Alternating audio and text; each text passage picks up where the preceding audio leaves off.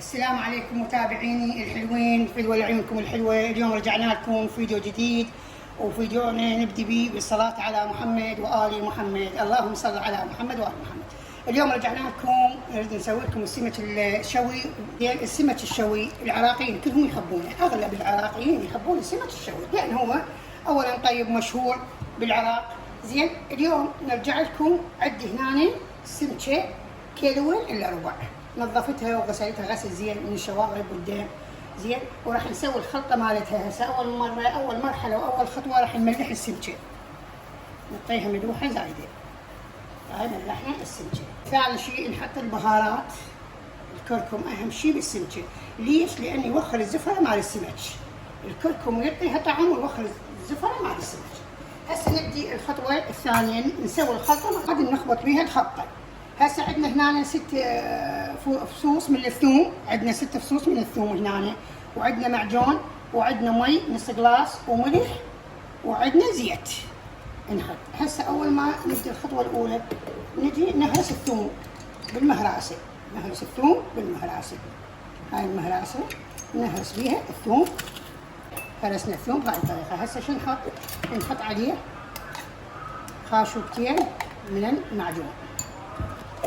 خاشوقتين من المعجون، نحط عليه شويه ملح.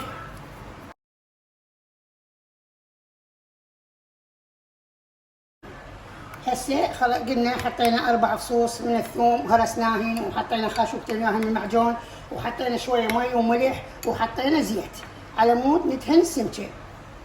هذا زيت ربع استكان، راح ندهن السمكه بهذا الخليط اللي سويناه.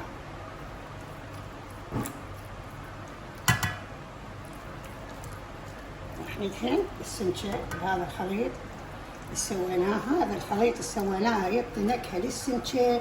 متابعيني كلش طيبه، انتم جربوها وشوفوها شلون تعطي نكهه، يعني تعطي نكهه للسمكه كلش طيبه.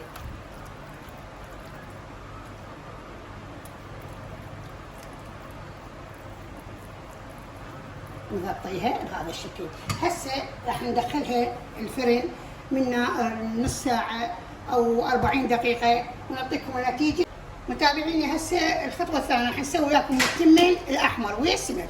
نحط عندنا هنا 5 جلاصات من التمن، 3 جلاصات العفو من التمن، 3 جلاصات من التمن كافي. راح نغسله غسله زينه وننقعه ونطبخه. راح نغسل التمن، نغسله غسل زين التمن حتى ما تصير ريحه بيه. انا دائما استعمل التمن لون هندي لون بسمتي. قليل نستعمل التمن العنبر او الياسمين. هسه هنا راح حطيناها بالطباقه وراح نحطها نشويها برا بالتنور تكمل، ونكمل الشوي ونراويكم الشكل النهائي. تابعينا، رجعنا لكم من الخطوه الاخيره هاي. كملنا السمك المسقوف ومع التمن ومع جلاس لبن، وهذا ساهمنا وساهمكم العافيه، وارجو من عندكم ان تساعدونا الفيديو وتفعلون الجرس. باي باي، نستودعكم بامان الله.